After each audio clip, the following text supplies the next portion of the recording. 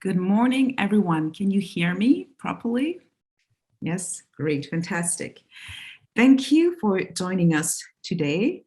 My name is Sandrine Collard, and I am an assistant professor of African art history at Rutgers-Newark in the Arts, Culture, and Media department.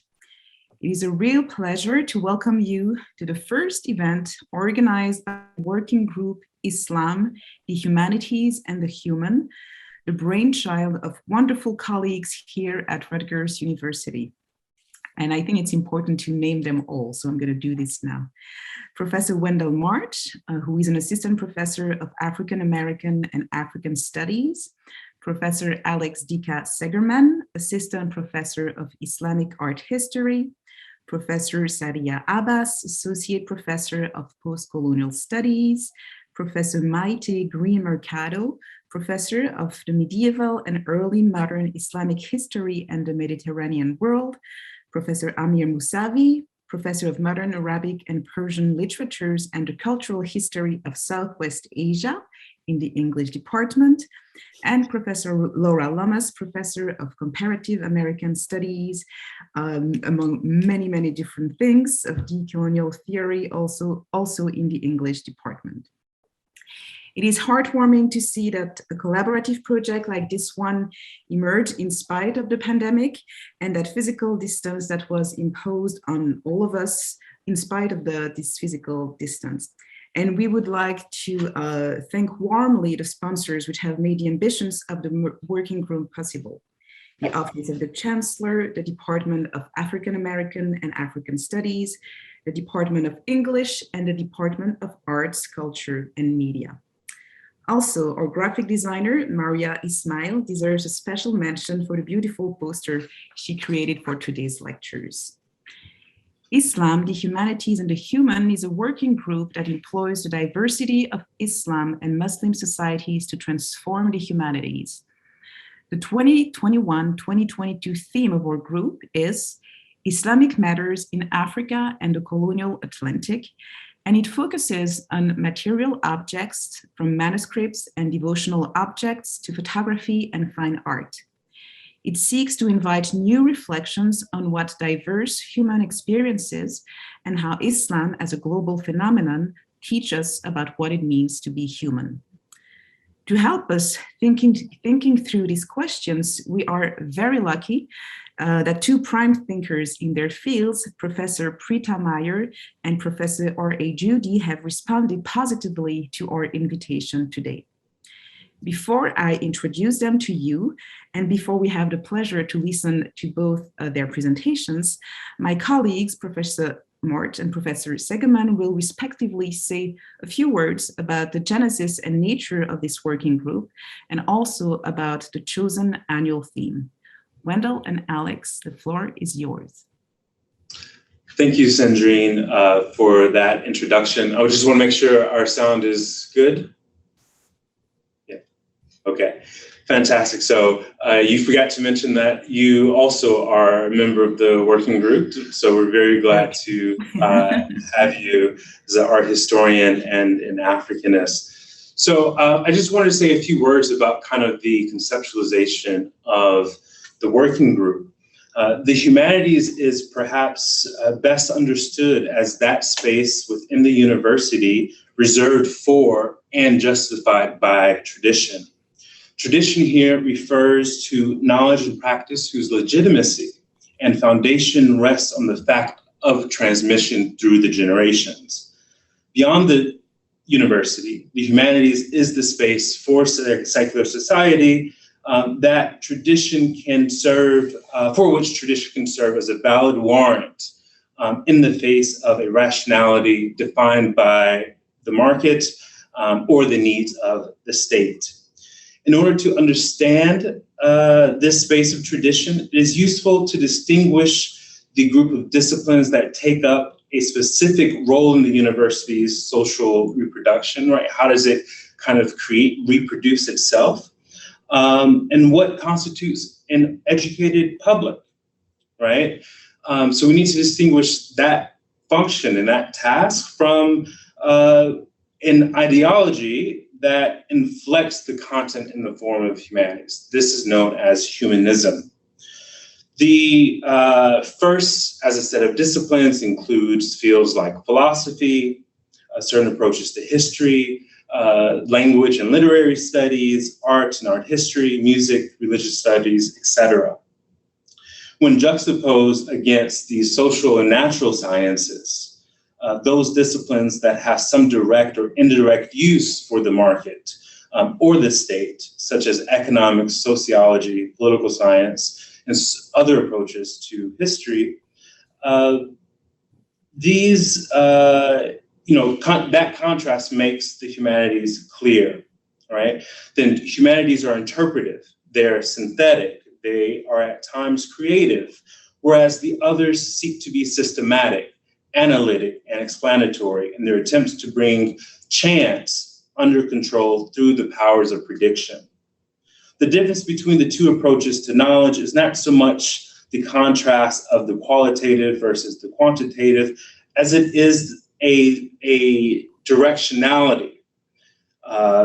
The humanities deal in and seek to elaborate ambiguity, complexity, and multiplicity, opening up an established fact and stretching it to its greatest limit. In contrast, the sciences can be interpretive. The sciences are actually trying to establish the fact. They're trying to reduce a phenomenon in order to identify what is stable, what is identifiable, what can be reduced to its most essential parts. Now, to be fair, practitioners of the humanities can be as reductive as researchers in the sciences as they can be interpretive. Each one has tendencies of the other within them. But we can think broadly of the humanities as the attempt to understand expressions of the human mind. This kind of framework of understanding the humanities includes even mathematics, a field generally not thought of as the humanities. What we want to do with this working group is to recognize that these disciplines are also informed by humanism and really think through this legacy. So growing out of the division of the study of humanity from the story of divinity, humanism placed man at the center of a secular unfolding of history. By the Enlightenment, humanism would furnish the central figure by which agency in the political, social, and economic spheres would operate. Man here ultimately is seen as the rational, autonomous individual who, through science and industry, has mastered nature, culminating in the achievement of civilization. It is no coincidence that in most North American universities, the humanities are often taught as a composite course of Western civilization. The humanities, in short, ends up being the story of Western achievement, a story that makes sense of the rise of the West and makes the case, albeit implicitly, for a continued Western hegemony in modernity. This is now a global tradition. Now, there are many critiques that come with the humanities, most notably a kind of constant decades-long discourse about its various crises. And I'll save us the need to really discuss these crises in depth, but I think it's important to take the discourse of crisis of the humanities as an important opportunity for transformation. So despite the latent triumphalism that's embedded in the kind of narrative of Western achievement that is at the center of most humanities programs, it's important to recognize that the crisis emerges when it is made to, the humanities has to justify itself in the face of market logic and the needs of the state. Now, the critiques are many, most notably a kind of post-humanist critique, but also a Black feminist critique, and of course, the critique of post-colonialism. The post-humanist critique has emphasized that any kind of discourse about the nature of humanity is, in fact, a disguised metaphysics. The Black feminist critique from scholars such as Sylvia Wynter, Hortense Spillers, have argued that humanism takes one genre of being human and over-represents it as all of humanity. Man is not so much man, but the bourgeois, white, heterosexual male who becomes the normative measure of and for humanity.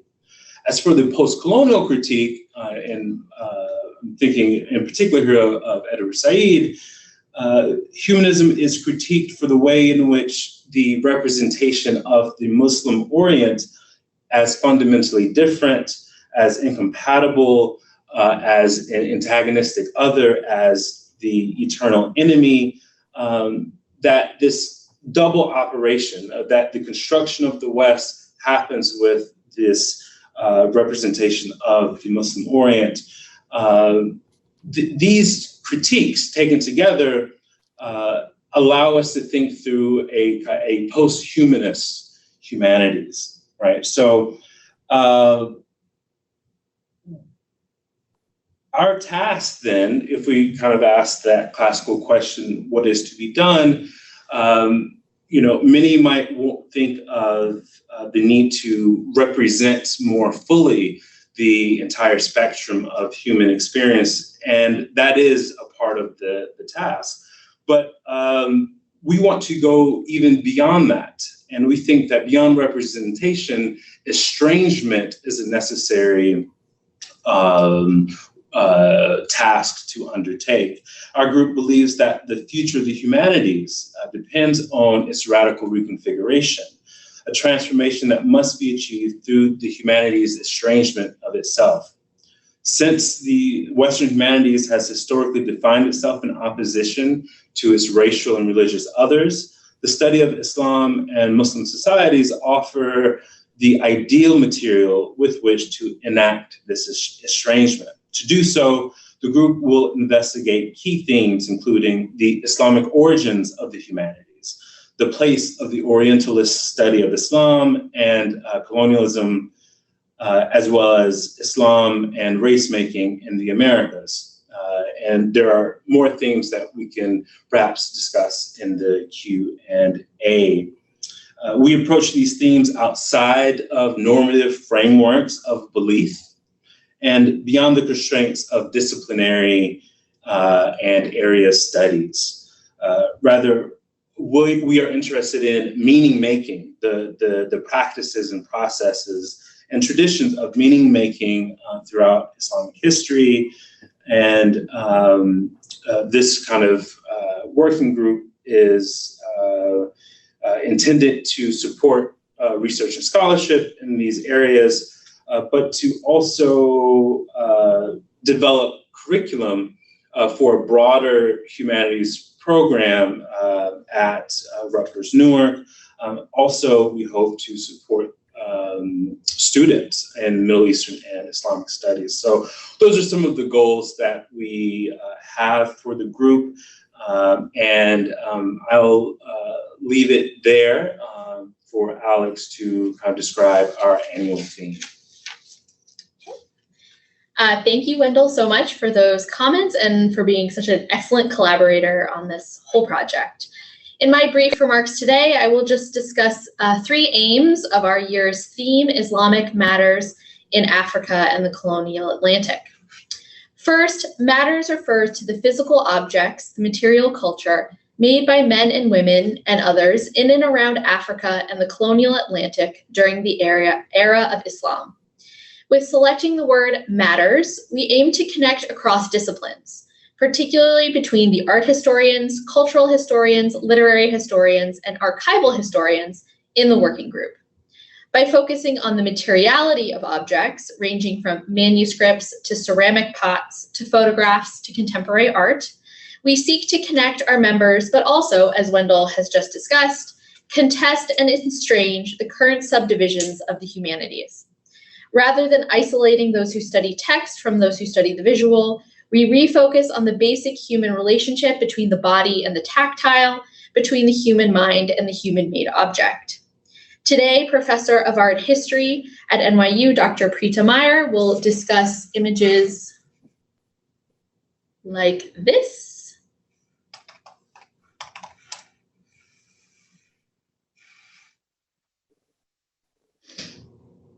Of a man in Mombasa, Kenya, around 1925. Within the framework of the lecture series at large, we hope you consider the variety of meanings created from such an object. It is simultaneously a document of its historical moment, a visual representation of this man's identity, as well as a piece of paper with silver emulsification across its surface, created by the physical presence of this man in a studio in Kenya in the 1920s. The photograph literally creates a physical material connection to this man, to this history, and to this art history. Second, the series will focus on the study of Islamic matters, or subjects, in Africa and the Colonial Atlantic. Within the subfields of the humanities, particularly because of the legacy of area studies, North Africa and the Middle East are often separated from sub-Saharan Africa. Moreover, this MENA region, the Middle East and North Africa, is often associated more strongly than other areas of the world with the religion of Islam. However, as we all know, Muslim populations are much larger outside the MENA region, even though the religion of Islam was begun and is centered in Mecca, in what is today Saudi Arabia. With this project and lecture series, we endeavor to shift the focus of the study of Islam outside its traditional centers. In doing so, the lectures together will illustrate the importance of the whole of Africa, as well as the colonial Atlantic in Islam's history, art history, and literary history. Third, this refocusing of Islam in Africa and the colonial Atlantic, we seek to subvert divisions in the academy and destabilize the centrality of Europe as the primary reference point. In doing so, we hope to establish new methods of analysis. When Professor Meyer sent this image of the man from Mombasa, I immediately remembered an eerily similar image from my own research, this portrait of a woman in her home in Cairo in the 1920s, dressed as a man. This photograph is part of a series of images of this young woman dressing up for the camera. She mugs in one shot as an actress with poofy hair, in another as a Frenchman drinking wine, and here as a middle-class Egyptian man, or effendi. To indicate her character, she wears a pinstripe suit, leather loafers, holds a fez, and has a cane leaning to her side, just like the man from Mombasa. But what was even more striking to me was the nearly identical body language of both individuals as they sport the same outfit. They both sit with one leg crossed over the other, causing the pant leg to ride up slightly and show off their ankles. The Cairene woman uses her time in front of the camera to cross-gender, possibly dressing up in her brother's clothes. By juxtaposing these two images, as opposed to contrasting either one with an image of a European, we create a South-South comparative framework that disrupts the centrality of Paris or London. By creating connections across the Sahara, and with Professor Judy's talk, also across the Atlantic, we further challenge the arbitrary geographic boundaries of the subfields of the humanities, and also open up new analytical frameworks to better understand these material histories. In this series, Islamic Matters in Africa and the Colonial Atlantic, we seek to draw together the study of material objects in order to bring together an interdisciplinary group of scholars. We aim to showcase the importance of Islam outside the MENA region and highlight the crucial role of Africa and the Colonial Atlantic in the history of Islam. We also aim to forge new methods of analysis that actively estrange or suppress the former dominance of Paris, London, and New York. I want to thank our panelists, Professor Meyer and Professor Judy, for graciously sharing their research with us today. I know that the juxtaposition of their papers will lead us towards some of these goals. Now I hand the mic back to Professor Sandrine Collard.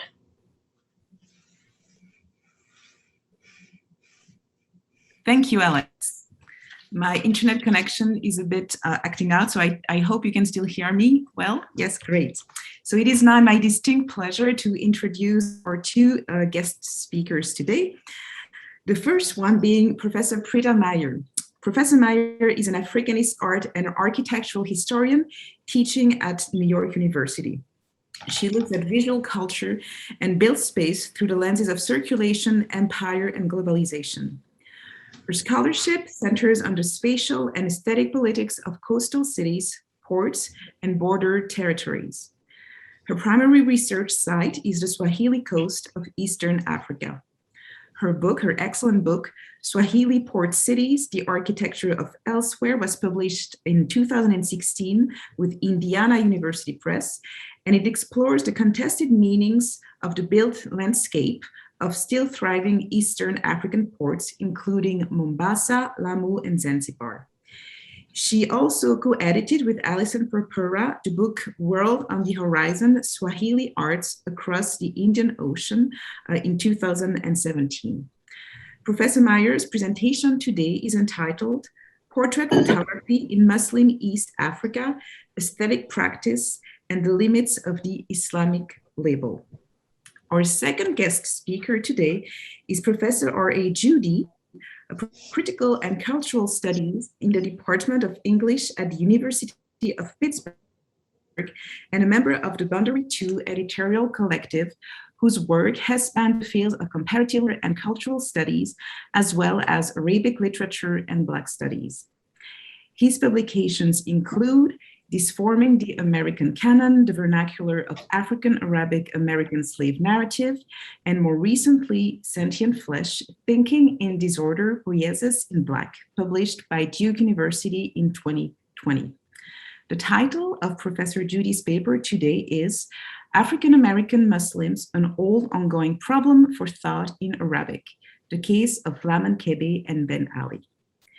Each presentation will be 20 minutes approximately, after which we will have a discussion of 20 minutes with the audience.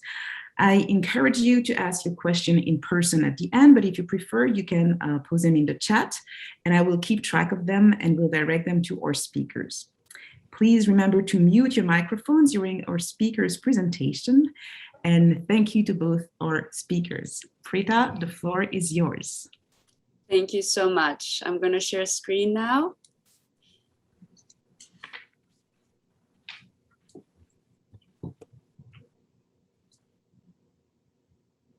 Can you see my PowerPoint? Yes, looks great. Great. So first, I want to thank all of the members of the working group for this wonderful invitation today. And also thanks to all of you who took the time to be here today, including Professor Judy. I'm very much looking forward to our conversations. Today, I want to spend some time thinking about this and related photographic portraits. It shows an unidentified man in Mombasa sometime in the 1920s. The photographer was an immigrant Goan who opened a commercial studio in the heart of Old Town. This photograph is part of a collection of about 24 glass plate negatives that were found in an abandoned warehouse in Old Town and then collected by a local man living still in Mombasa. Now there's many things I could say about this image, and this image and its related group have fascinated me for a long time because they also very much complicate the written accounts of the time period of life in Mombasa, that is the 1920s and 1930s. Now, very briefly, my interest in this photograph and the group it belongs to is part of an ongoing project that focuses on photography as an expression of everyday life in the African Indian Ocean. I'm interested primarily in this project in the reception and social history of photography, especially its mobility. Now, here's some examples of portraits that are part of the project, so you get a sense of the variety of portraiture being practiced in Swahili port cities, and many of them come from local archives and especially family collections. And the photographs range from the 1890s to the 1970s in my project. Of course, thinkers interested in photography have long pointed out that a sense of a person being there often floods us when we look at photographic portraits. That is why photographs so easily become heirlooms and memorials. In fact, this photograph hangs in Old Town Mombasa in a living room as a family memento. Many things can be said about the social life of this photograph, how it's a catalyst for storytelling and familial bonds. Because I am trained as an Africanist who does field work, I'm tempted to tell you about the performance of identity and to address anthropological questions, or I could focus on form and the formal, like an art historian. But when I speak to people who take care of this photograph, they're much more interested in joy, fashion, and transgression, and the heady changes shaping life in Mombasa in the immediate post-independence era. I'm therefore interested in the specificity of these photographs as experiments of life in Mombasa, an African port city. Now, port cities force us to question received ideas. For one thing, they make us question the area study paradigms that divides the world in particular ways.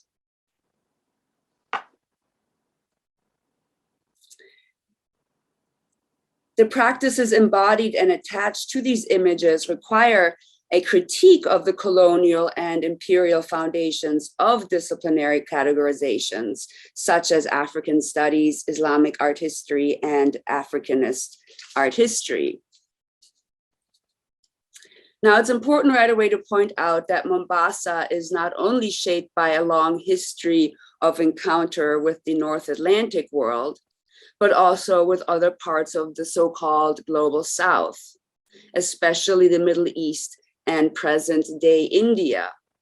Mombasa has long been a fulcrum of South-South relations. Now, when Mombasa became part of the Omani Busaidi Sultanate and then the British Protectorate of Zanzibar in the 19th century, it was increasingly shaped by racist segregationist policies, which upheld the notion that Mombasa was a quote unquote Arab state whose citizens could be clearly categorized into four hierarchical quote unquote races, that is African, Arab, Asian, and European. In reality, these categories are very much violent inventions and certainly also shifting and imprecise and permeable.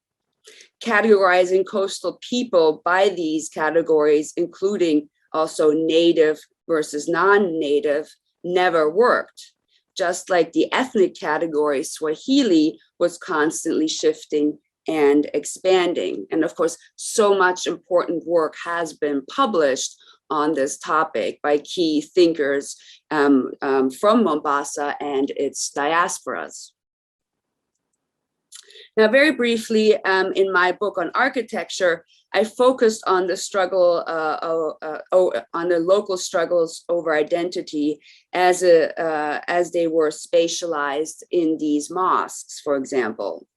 And I did a sort of social history by interviewing various elders that really foregrounded how the grammar of racial difference increasingly also impacted what it meant being Muslim in Mombasa.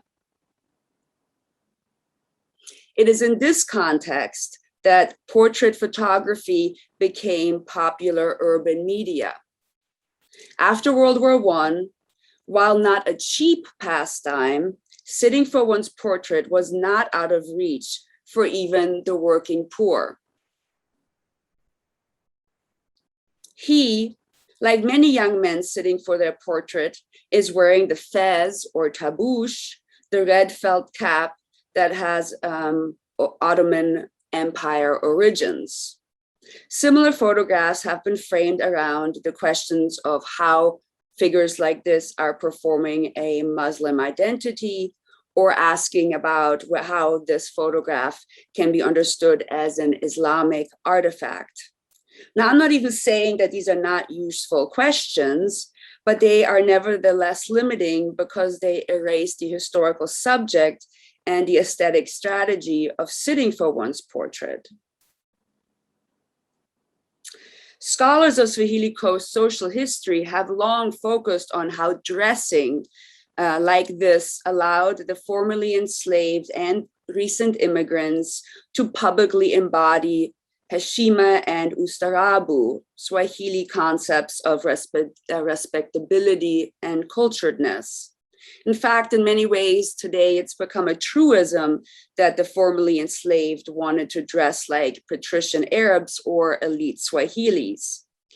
But to my mind, posing like this has nothing to do with concerns with customary or religious respectability. The dramaturgy of honorific portraiture, their props and artifice, emphasized exteriority, thereby animating a theatrics of the self as surface. Portraiture and sartorial appearance in front of the camera expressed a new kind of bodily sovereignty, one defined by the pleasures of being visible in ways that did not follow local precedent. The artifice and theatrics of posing for a portrait wearing tailored clothing was very much a creative, temporary experience, allowing young people to show something about themselves that exceeded or even elided established norms. Appearance and attire were expressions of something new, the right to leisure and self-care. Also, the tarbouche, the cheapest headgear for all men, including those categorized as African, Arab, and Asian, was worn by all, and not only those who self-identified as Muslim in many cases. It had no obvious ethnic or customary affiliations, but was modern, dashing, and chic. This man expands the picture plane. He is simultaneously relaxed and poised. His skin is luminous, radiating life and restrained joy. He understands what it means to set the scene. Such performances were not uncontested in the 1920s and 1930s. Song lyrics, that is Swahili song lyrics, reveal that popular opinion was that dressing like this made one, quote unquote, a selfish charlatan, lost to, quote unquote, hedonistic individualism. But perhaps most discomfiting to some locals were the gazes of desire such young flaneurs caused in others. In the 1920s and 30s, elites, in fact, often yearned for a time before the abolition of slavery, especially the embrace of secular education, Western clothing, leisure, and consumptions were often presented by some as negative in negative terms, as evidence of moral decay. This young man likely struggled against the inequities of the colonial state and local hierarchies, being a Muslim likely connected to that struggle. But this photograph is an aesthetic expression that exceeds ethnographic analysis. It was certainly not a performance of a homogeneous Islamic civilizational unity. The complexity of the self and being anchored to the surface of this image has little to do with the academic category of the quote unquote Islamic, which is so shaped by essentialist ideas about religion. Of course, scholars have long pointed this out, the limitations of the Islamic, and have proposed alternative concepts such as Islamic kit, which nevertheless does little to invite an analysis of historical contingency and the aesthetic performance of the self in these images. I think it is not accidental that these portraits evade sociological categorization. Neither the sitter's religious affiliation, ethnicities, or origins are clear. In fact, the impulse to categorize their physiognomy is made so obviously specious by their presence and performance. They simply refuse and refute taxonomies of race and religion. What is also important to realize is that women usually did not cover their hair or wear clothing that could be identified as Islamic for their portraits. When I spoke to women who remember the heyday of 1960s studio photography, they said that such clothing just didn't go with photography. Others said that in general, if one wanted to be really chic in one's portrait, meant that one had to embrace the Kimasri style, that is the Egyptian style. This is significant. What we often see as dressing in European or Western clothes was by many perceived as dressing in an Egyptian practice. Now, of course, that didn't mean that they understood that these were Egyptian clothes, but that this was this cosmopolitan, even for some people, a pan-Islamic and anti-colonial form of dressing, refusing nativization. But for many others, going to the studio was simply about joys, embracing the cinematic, and most importantly, free time. Thank you. Thank you so much, Prida, for this wonderful presentation, really wonderful presentation. I would like to remind everyone that you are more than welcome to share your question in the chat. We will share them with the presenters at the end of our second presentation, or you can, of course, also just speak at the end of the second presentation. Thank you again for these beautiful images and a beautiful presentation. Professor Judy, the floor is now yours. Please don't forget to unmute yourself. I too want to thank the organizers of this event for their gracious invitation, and I especially want to thank them for the conceptualization that both Alex and Wendell so eloquently laid out. This is an ambitious project, and in my judgment, a timely and important one. That is to say, the project of reimagining humanistic studies at a fundamental level. Now, of course, the title of my talk was African/American Muslims, an old ongoing problem for thought in Arabic, in the case of Lamin Kibbeh and Ben Ali. And with this talk, I'm returning to my 1992 book, Disforming the American Canon, Afro-Arabic Slave Narratives in the Vernacular.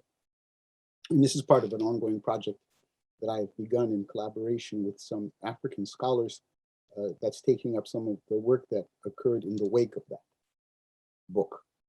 Now, what I wish to contemplate with you today is the overarching aspect of the stakes in that book, which have unfortunately been disregarded since its publication. More precisely, I want to contemplate the conditions of that disregard and what they indicate, which I argue, about the state of the preponderance of current scholarship around Islam, Africa, America, and Islam. I'm sorry, Islam, Africa, and America, and the Atlantic. So much of what I'm going to say is of an order of certain provocations around the question of the regime of knowledge that characterizes humanistic studies today. Now, I'm going to begin then by telling you two stories. One is a very contemporary one, another later. And in the telling and elaboration of these tales, I want to point out that they're somewhat allegorical. That is to say, while they most obviously are anecdotal and so sequential in narrative, their topic is not at all temporal. As representative tales, they are not tales of representation. You understand then that whether or not they are apocryphal is beside the point. The first story is about a Tunisian colleague in the United States who has been a scholar of what is called African American studies for some time now. This Tunisian, which is to say this individual in America from an African country, was recently engaged in a scholarly dispute with some other scholars of African American studies who happen to be so-called African American. The details of the dispute are not our concern here. Suffice it to say that our Tunisian had proffered a reading of Toni Morrison that, while quite compelling and persuasive, departed from the standard line held by our African American colleagues. The dispute was as heated as scholarly and academic disputes can be, when it became clear that our Tunisian's reading could not be dismissed on the grounds of carelessness, lack of rigor, or any of the usual grounds for dismissing something as insufficiently scholarly. It was dismissed on the grounds of being insufficiently African American. In fact, the reason it was so was because our Tunisian is, so it was asserted, not an African American. This had the further implication that our Tunisian is not even African. This will have to be explained a little bit later, but for now, we must understand that the thrust of the critique was dismissal on the grounds that the thinking mind in question had no authentic identification with the mind in dispute, the African American. Hence, anything that this Tunisian might have to say about African American culture was tenuous at best and suspect at worst. The moral of this tale is not just the old saw, it takes one to know one, nor is it even that only one can legitimately talk about one. Instead, the tale invites a question: what is one? Unfortunately, occurrences such as this recounted here have become a commonplace and underscore the difficulty in understanding the relationship between thinking and social formation these days. I do not intend to engage this problematic just at this moment, but having noted it, move on straight to my second story. The second story has to do with another African from another time. This is the story of one Ben Ali that was popularized in Joel Chandler Harris's novel, The Story of Aaron, so named son of Ben Ali. The version of the story I wish to present today, however, is not Harris's, but that of Benjamin Gould, who possessed the so-called diary of this Ben Ali and claimed to have known him. Gould's story is as follows. Ben Ali was a slave belonging to Thomas Spalding, who was an owner of Sapelo Island off the coast of Georgia. Ben Ali was an old man, about 80 years old, when I knew him. He had the reputation of being an unusually intelligent man and was the trusted foreman of Mr. Spalding, who had, as I recall, something like 1,000 Negro slaves. Ben Ali was a particular friend of my father in the last years of his life. When he was old and crippled and not able to work, he lived on the mainland just opposite Sapelo Island, where my father visited him often and had numerous interviews with him. Ben Ali was a man reputed to have been an Arab slave hunter, who himself became a slave. Ben Ali was the leader of a band that made constant war on some of the African tribes in the Senegambian region. With their captives, this band of slaves, of Arabs rather, frequently pushed onto the Guinea coast and there sold them to the slave traders. These excursions continued until on one occasion, the Arabs chanced to clash with a war-loving tribe, which was also engaged in plundering and raiding its neighbors. The meeting was unexpected by the Arabs, but not the Africans. The Arabs, who were left alive, were captured and sent captive to the coast, and they're sold with other prisoners to slave traders. Among them was Ben Ali, who was then not more than 30 years old. With the rest, he was brought to America, where he was sold to a Virginian planter, fetching a very high price. Ben Ali was reputed to have been a son of a prince and was educated. He could speak, read, and write the Arabic language. When he first came to America, he was reputed to have been a Mohammedan in religion. He had 4 wives and left a numerous progeny. Later, he became a Christian and died a member of the Baptist faith. My father spoke to me often of his visits to Ben Ali. On one occasion, Ben Ali made a present to my father of the Arabic document in question, stating that it was written by himself and that it contained some of his meditations. This was given to my father in 1859, and he kept it until his death in 1881, when I came in possession of it, and this document has been in my possession ever since that time for a period of 50 years. Now, what is important to note at this point about these two stories is that they both are about Africans who speak and write Arabic. The fact that each of them does so is supposed to disqualify them from being regarded as African Americans. More precisely, they are not regarded as being Negro. And this is stated explicitly in Chandler Harris's version of the Ben Ali story that Goulding quotes in the affidavit I just read to you, when he gives the following exchange between the slave Aaron and the white boy Buster John, whom he has just taught, along with his sister, sweetest Susan, and their Negro servant Drusilla, the language of animals. You think I'm a nigger, don't you? Aaron said. He turned to Buster John. Of course, said the youngster without hesitation. What else are you? I'll show you. At this point in the story, Aaron pulls out his father's Arabic book and begins to recite from it. These written expressions mark an affectivity that exceeds the reasonable representation of the Negro. Something all the more significant that he was an American slave taken directly from Africa. We are brought then to the question, what is the distinction of African American? What is the definition of African American? This question of definition is a significantly complicated and vexing one. It is so not just because of how it speaks to current demanding issues of authenticity and social power, which are already evident in the allegory's surface, as it were, but because of how it bears a fundamental problem of classical epistemology, thereby revealing us to be more regressive than we imagine ourselves to be when we think we are the most progressive.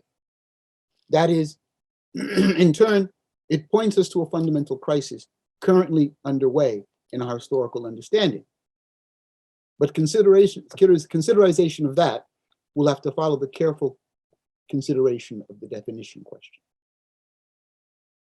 Turning our attention to that question, we find both allegories start out from a very well-known problem in the history of North American consciousness, the distinction between African and American. That distinction derives from, or is a function of, the previously mentioned classical problem of epistemology, which is the distinction between nominal definition and real definition. Since Pascal, if not Descartes, the presumption has been that the superior reliability of the geometrical method of knowing is because in geometry, we recognize only those definitions that logicians call definitions of name. That is to say, giving a name only to those things which have been clearly designated in perfectly known terms. Now, there is a dominant tendency to take the term African American as being both a nominal and a real definition. That is at the crux of our Tunisian colleague in America being disqualified for speaking authoritatively about African Americans because she cannot be an African American. Perhaps one of the most influential expressions of this tendency is found in the special issue of the New Yorker magazine edited by Henry Louis Gates Jr. in May of 1996.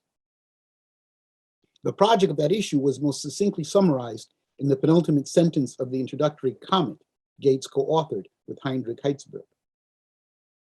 The history that is at the root of the differentness of Blacks, what might be called African American exceptionalism, cannot be changed. Earlier in this same introductory comment, it is claimed that American art and culture, high and low, is the most dynamic and pervasive on the planet. By itself, this might be excused as an utterance of profound arrogance as well as ignorance, but taken in conjunction with the just mentioned penultimate sentence, as well as Gates's frequent explicit claims about the unique power of American culture in the world and the significance of Blacks to that culture, the more general claim is that we are to understand the current state of global culture in terms of what is America. Were that America here was a figure. Alas, it is meant to designate the United States as a historical, socio-economical phenomenon. The history of the New World Order is the history of the United States of America, and the history of America is that of African American. This investment in the new American position in the world aside, there is another domestic agenda discovered in the selection and arrangement of the materials in the 1996 special issue of the New Yorker. In that selection of pieces that make up the special issue, an almost asymmetrical relationship between the lengthy essay on Clarence Thomas by Jeffrey Rosen and that on Julius Wilson by David Remnick, and Gates's own piece on Louis Farrakhan. Each of these pieces goes to some length in portraying a certain sort of consciousness. All three subjects are shown to be, regardless of their own formulations of things, expressions of moral consciousness. Each is clearly invested in the concept of individual sovereignty and the good of reason, hence in the sentimental grounds for community. Here, across this representative spectrum of African American public life, we have Thomas Jefferson's lowercase Republican. There is only one option, Hertzberg and Gates conclude, and it is to make our country live up to its nominal creed. This issue of the New Yorker treats race not so much as a political category, but as an historical way of being in the world, which is what is intended by the quotidian and frankly inane display of culture throughout. There is, on the other hand, something quite interesting about the story Hertzberg and Gates provide of African America that prefaces the outward claim of the equation African America equals Black equals America equals the New World Order. It is the dominating vision of race in America that is somewhat naively implied by the title of John Hope Franklin's famous book, From Slavery to Freedom. And that story somehow precludes any African presence in America not mediated or strained through the event of slavery. Rather than reinvent or otherwise adjust the current American discourse on race, I want to give careful consideration to how it is fundamentally about thinking, about the presupposition of the subject of thought and knowledge.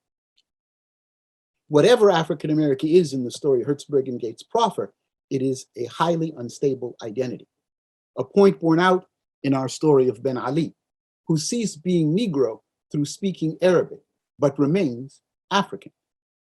Let me spell out what is at stake in this tripartite relationship of identification and non-identification in the terms of Africanité, Africanness, and Arabité, Arabness, set out by Leopold Senghor at the University of Cairo on Thursday, February 16, 1967, on the occasion of his being awarded an honorary doctorate by the president of the university in the presence of Egyptian President Gamal Abdel Nasser. In that lecture, given in the then capital of Arab nationalism, Cairo, Egypt, before the greatest political leader of that cause, Nasser, Senghor deployed the findings of ethnology and anthropology to identify the North African Arabs' Berber origins, and then to identify the Negro substratum of that origin.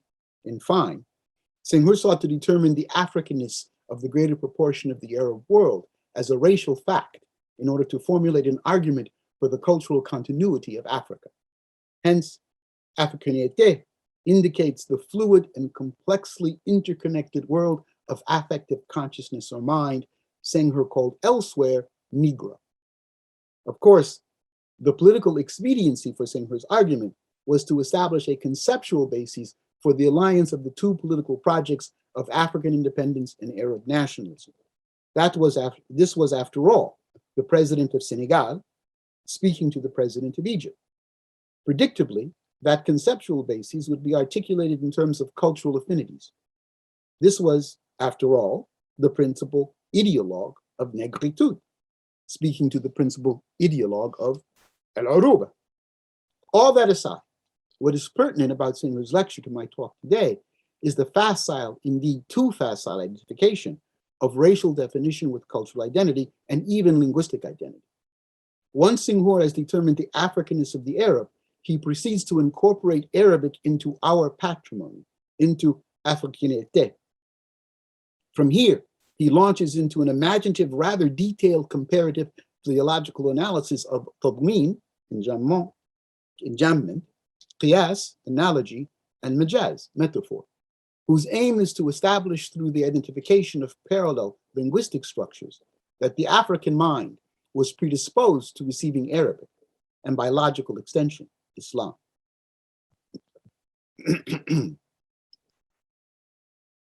The story is a very familiar one. We all know it very well. It is the description of the cultural world of the fluctuant, the affective consciousness that is distinct from the analytical consciousness of modernity. What is of interest to me here now is something almost pedantic about the story. Almost pedantic, I say, but crucial. and that is the persistent preoccupation with the antiquity of the phenomenon of Arabic in Africa. This is a phenomenon that clearly for Senghor posed a critical problematic to the project of racialist cultural identity. He cannot define the Negro in Africa without encountering Arab. But the very nature of that encounter challenges, if not outright precludes, a racialist identity that has any logical coherence. We return then, only this time in an African context, to the question, what is a Negro? Among the first scholars to grasp the importance of African Arabic in America was William Brown Hodgkins, who was one of America's first Orientalists and founder of the American Oriental Society, as well as a founding member of the American Ethnological Society. Hodgkin had extensive experience in Africa and the Muslim world as an official representative of the United States government from 1826 to 29. He was with the United States consulate in Algiers, and for 2 years, 1832 to 34, he was the dragoman to the United States litigation in Constantinople, or Istanbul. After that, he returned to Algiers and served from 1841 to 1842 as the Consul General of the United States near the Regency of Tunis. During that period, he compiled a collection of travel notes and quasi-ethnological studies of diverse cultures and societies inhabiting the Eastern Atlas Mountains and those areas of the Sahara which correspond to present-day southeastern Algeria, Niger, southwestern Libya, and southern Tunisia. This collection was published in 1844 as notes on Northern Africa, the Sahara, and Sudan. And as a consequence of his travels, Hodgkins discerned the antiquity of Arabic or African Arabic literacy, which he characterized as follows. In Africa, the land of the degraded Negro, the gospel now stands face to face with the Quran. Arabic letters have for centuries been introduced into Africa and have become familiarized by use. Two interests motivated Hodgkins to publicly recognize the antiquity of the African Negro's Arabic language literacy. One he considered moral, the other scientific. We'll not dwell here on the moral interest, except to point out that it identified Arabic with the mission of Christian civilization. We will dwell a bit, however, on Hodgkins' scientific interest in African Arabic, noting that in his view, legitimate scientific interests are not disassociable from legitimate moral interest. In fact, the two serve one another. Successful missionary work will make more readily available material data for ethnological research, and developments in the latter will enable even greater success in furthering civilization. In a very real sense, then, Hodgkins' notes on Northern Africa, the Sahara, and Sudan is a sustained argument for recognizing a beneficial as beneficial and desirable the adjacency of specific modes of knowledge and power, positive ethnological science and colonialism. Hodgkins even had a name for such an ethnological science. He called it comparative philology, an appellation coined just as historicism was becoming ensconced at Harvard as the doctrine of Americanization, expressed at that time in terms of manifest destiny. Like its contemporary, Romance philology in Germany, comparative philology in the US was committed to the idea of historical development manifest in the individual Volksgeist, folk sense, folk spirit. Unlike German Romance philology, however, the scholarship of US philology was not on the corpus of Latin and Latin derivative vernacular literatures, but on a disparate mass of expressions and practices, the study of which was known at the time as ethnology. Hodgkins' call for comparative philology aimed at a rigorous scientific understanding of those people, those Volk, here understood in the problematic sense of race, in whose expression historical development was not manifested. In the first instance, the scholarship of ethnological philology was concerned with those populations who had no literary record and whose social forms were deemed to be so agrammatic that they could only be categorized by the indications of language, to paraphrase Hodgkins, who invokes Herder's designation of language as the eternal binder of men, in order to relate the uncertain science of ethnological philology to its historicist roots. What this meant, of course, was that the scholarship of ethnological philology aimed at generating a historic record of the intelligence, the way thought was manifested of those people who were deemed to be destined to extinction according to the laws of historical development. This was not the study of primitives who function as the theses in the dialectic of historical human development, such that their intelligence forms the basis for a common human experience or expression. On the contrary, for the scholars of ethnological philology, the peoples under investigation not only differ greatly among themselves and from the people of Europe, whose intelligence the North American colonialist and his descendants were heir to, but there is no common substrate of classical thought or culture which relates them to Europe or colonial America. This is an extremely problematical issue. For what is perhaps most unique about the situation of ethnological philology in the United States is it does not seek to delimit the unity of thought that characterizes historical development as manifested in the unfolding of human intelligence in material culture from the classical East towards the West. It does not, in other words, embrace the Hegelian concept of translatio or of historicism. On the contrary, while firmly rooted in the absolute universality of historicism, and so remaining committed to the dialectical conception of humanity as a function of historical development, manifested in the material cultural expression of individual Volksgeist, whose relation to each other is determined by a law of dialectic, so that what at first appears particular is ultimately revealed to be a moment in the movement of unified thought. Ethnological philology presumes to study those populations that cannot be included in that development. In other words, it presumes a world outside of the history of thought, peopled by creatures whose expressions are not easily accessible to reason. The extent to which they can be even deemed human is determined by the extent to which it can be demonstrated that their material cultural expressions manifest recognizable thought. This, of course, ought to be the question then. What is thought? But that was not at all in question for ethnology. The history of thought is most clearly manifested in methodology, in its methodology. That is, the history of ideas and less clearly manifested in the variegated material expressions of culture. No, thought is not in question. What is in question is whether or not it is manifested in the expression of all those creatures who appear as humans. The task of ethnological philology, then, was to establish a scientific basis for understanding and relating those peoples engaged in thoughtless expression. In this sense, its chief object of study was language, or all that is linguistic. More specifically, its scholarship was concerned with the classification of tribes and nations in terms of their formal linguistic similarities. Such classification on the basis of linguistic evidence became the chief preoccupation of the American Ethnological Society, which later became the American Anthropological Society, and which under the stewardship of Boas established the field of ethnolinguistics. So we see that from its infancy, ethnological philology was concerned with the scientific understanding of the relationship between thought and linguistic expression.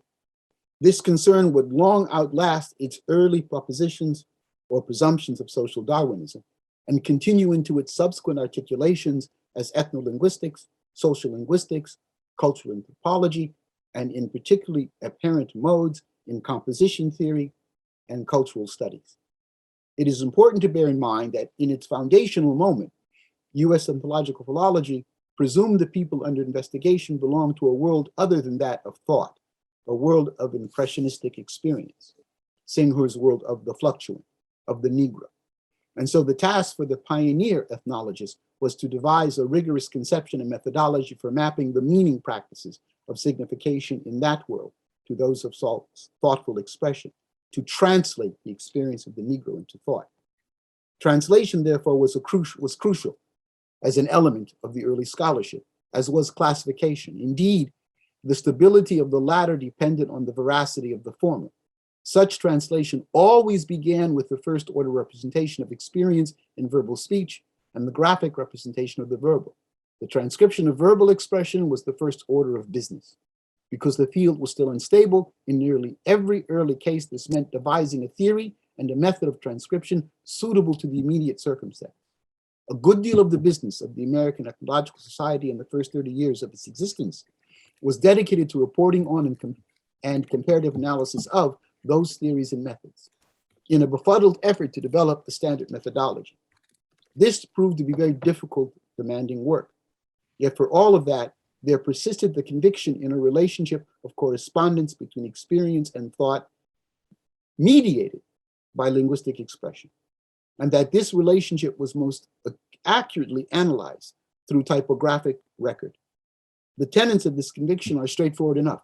Assuming that so-called agrammatic illiterate people are in their expressions representing and organizing impressions of the world into some meaningful patterns, and that the meaningfulness of these representations is a function of some order. Access to understanding that meaningfulness is through a scientific understanding of their language, through philology. Because of the inherently dynamic nature of language, such understanding was facilitated by the fixing of linguistic expression in typography.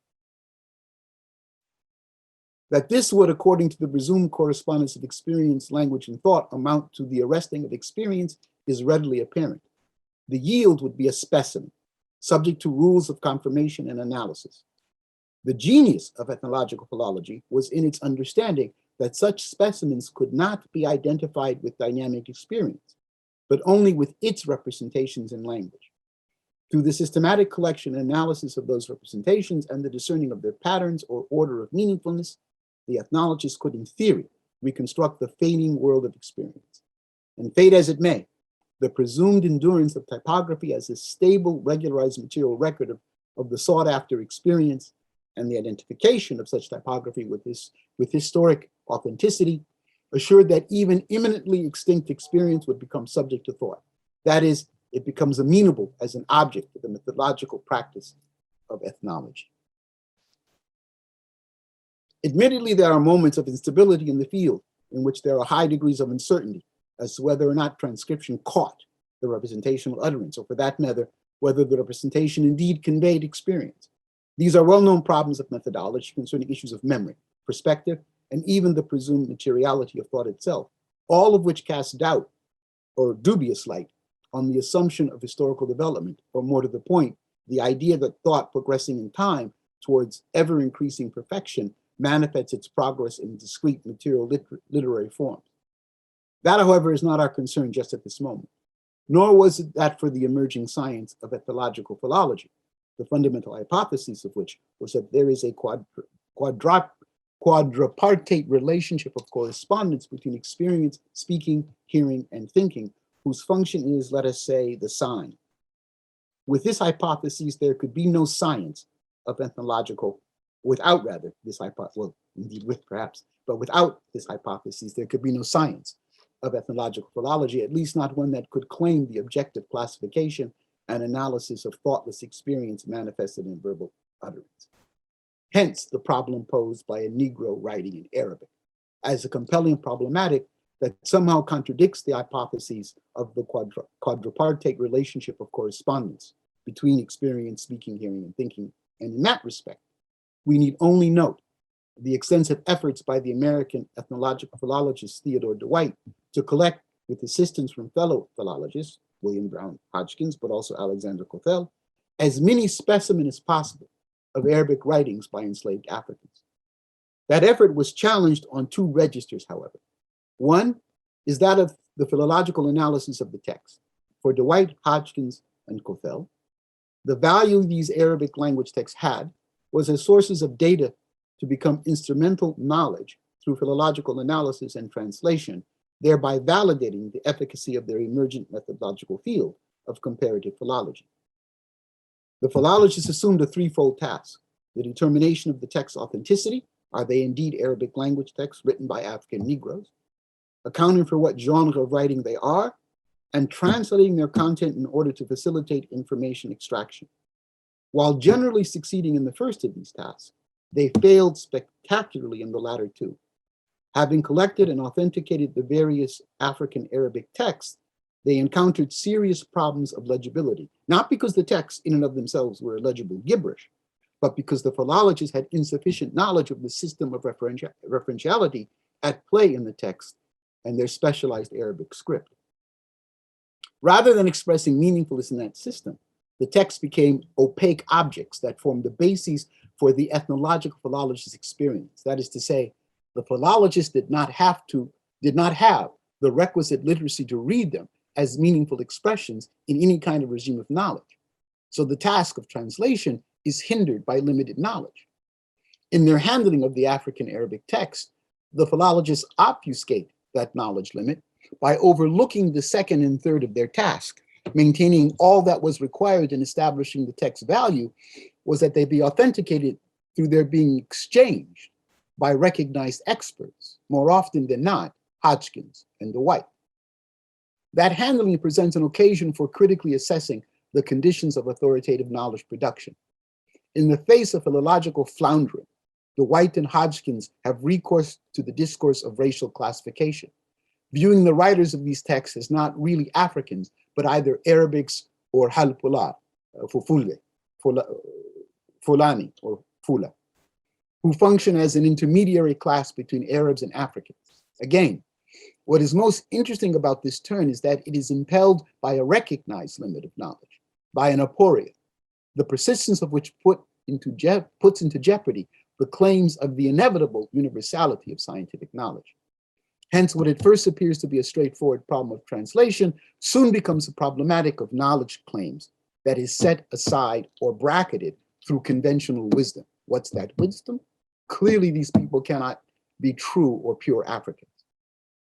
The second register of challenge is manifest when the texts are read with sufficient literacy. Such a reading discovers, for instance, in the pedagogical processes, which Lamine Kibbe, a scholar from Pout-Jalon, who was enslaved in Maryland, provided the white.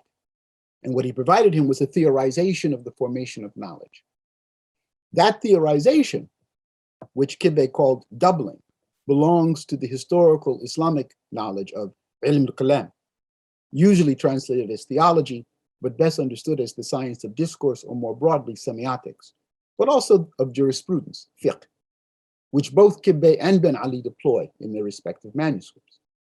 The fact that such a theorization, which situates non-European African literacy in relation to geographically expansive and genealogically complex Islamic systems of reference, means reading these African Arabic texts occasions an archaeological critique of theory. The premise underlying, and here I will conclude, underlying Chandler's representation of Aaron's so-called son of Ben Ali is that the Negro's natural language, the emotive capacity of the utterance, should cause the idiom to draw attention to itself, to its instance of formation.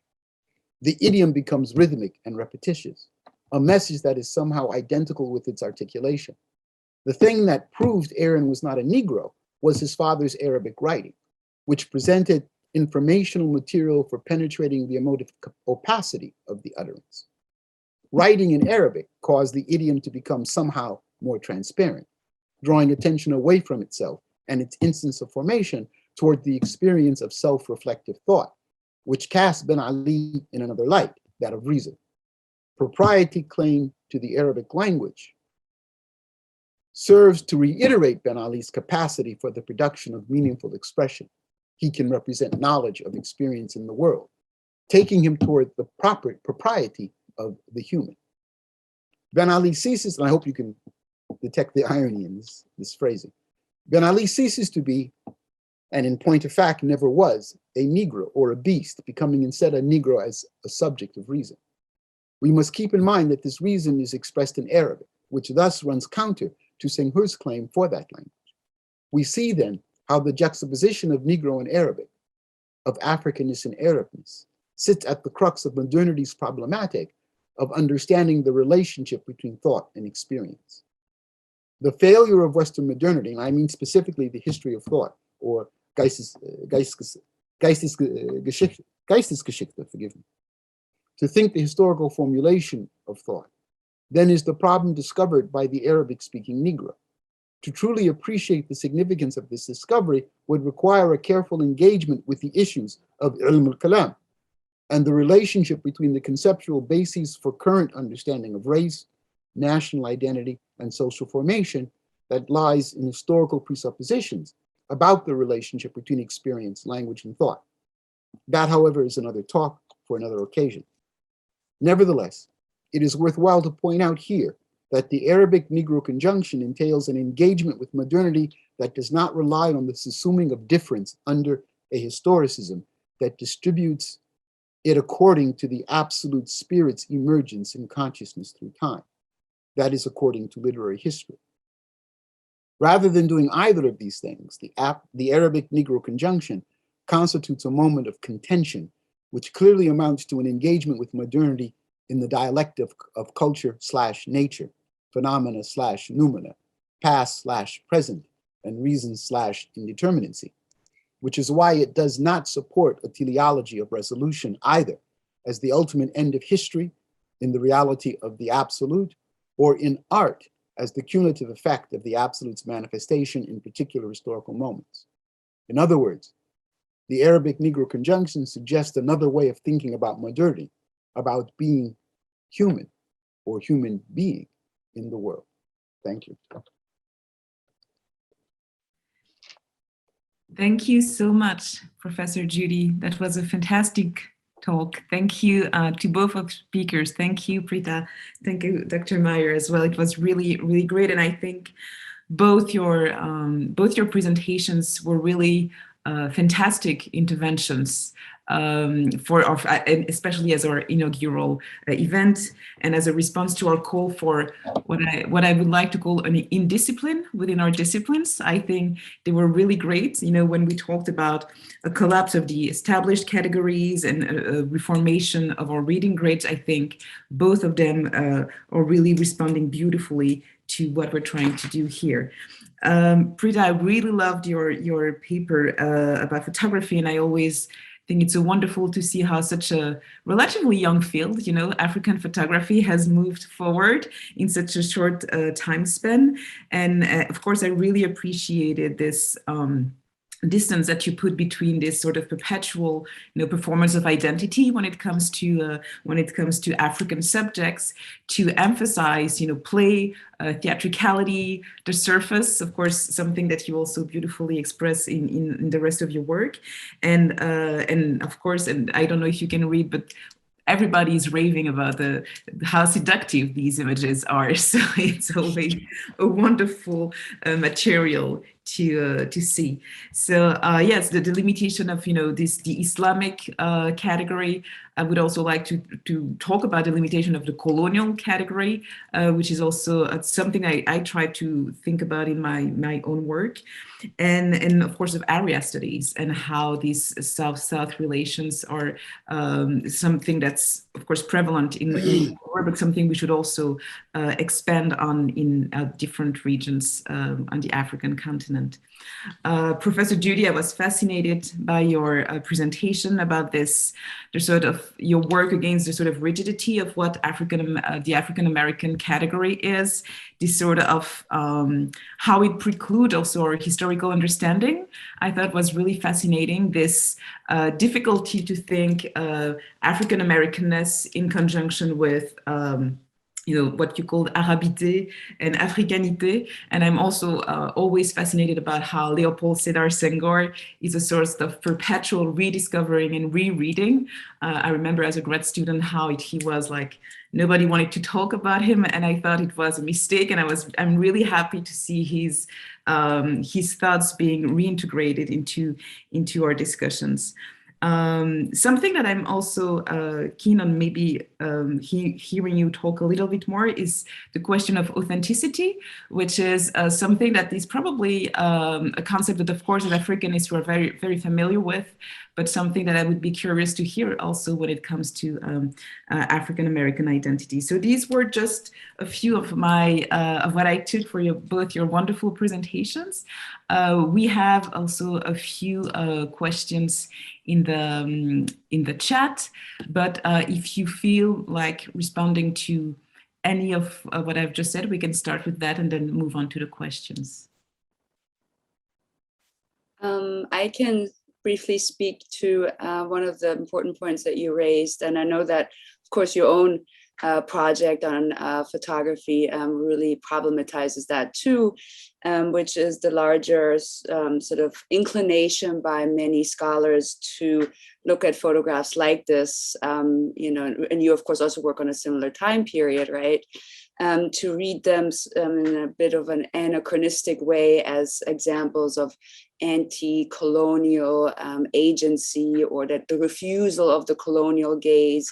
And of course, those readings can be incredibly productive and important because taken together as a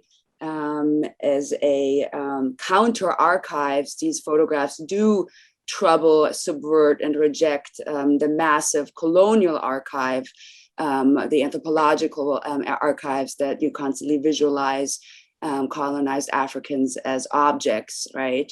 But of course, and it's interesting that if you look at the historical specificity of the performance and the making, the consumption of studio photographs, even during the colonial period, there was, of course, very little concern with countering the colonial gaze. There were all kinds of concerns, and countering inequity and oppression were certainly part of them. But the photographic archive, of the people in the photograph, but the photo archive or the photographic artifact, shouldn't be reduced to those those sort of stories. That there was much more, and a lot of course, sort of performances and memories that are also about opacity and the refusal to be visible in certain ways, that we should, also resist the desire to always compare them and anachronistically against the colonial archive, And I know, and to your, I think that was, did you have another point that you raised that you wanted me to? I think I talked about authenticity. Was it the second point? Or... That was the question you asked me. Okay, sorry. I'll let you, then, yes, there was some other thing you raised, but now I forget, but I might come back. That's fine, I'm sure we will. Thank you. And I'll address that question. It was your second question of me, or second remark. First question, second remark. The first remark was about Senghor. Of course, the point of my talk was not merely to problematize the discourses of authenticity. And I very deliberately begin with the American discourse of authenticity, which is now, moving under the banner of diversity, equity, and inclusion, and produces stories like the one I told about my Tunisian colleague. But I also want to interrogate what's at stake in the discourse of authenticity. Why, when it happens? Now, in the context of the Senghor passage, I'm reading him critically. This is a moment in which there are two fundamental discourses of authenticity, of al-asala, to say in Arabic, that are in play in the name of liberation from colonial domination: negritude and al-uruba, al-qawmiyya al-arabiyya, Arab nationalism. And it's significant that those discourses of authenticity have a grammar very similar to the discourse of authenticity we have now. And here I'm elaborating on Fanon's observation from the border of Mali and Algeria in 1956, that the real danger was no longer the European. The days of that metaphysics were done. The real danger was the absence of any new imaginative thinking within Africa. Absent that, there will be a slide back into tribalism and religious identification and problematics of authenticity. And I'm trying then to say that that was a very prescient observation on his part. And that's what we're dealing with. Why? Why do we gravitate toward this? What is it about the circumstances of our world? And in that respect, the whole paper was an effort to try to point out that the engagement with the questions of African writing in Arabic in the New World is really about how we think, about the possibilities of thinking, and about the ways in which a very specific regime of knowledge has produced the circumstances that drive us towards authenticity, but also how those texts challenge it. There's been a lot of work. When this woman came out in 1992, this was an unheard of proposition, right? There had been work that had been done on a number of the slave narratives by Alan Austin and others before that book came out, but most of those were looking at it as exotica. They didn't have the requisite knowledge or language to read the text. And even people like Greenberg, who did, still treated it as exotica.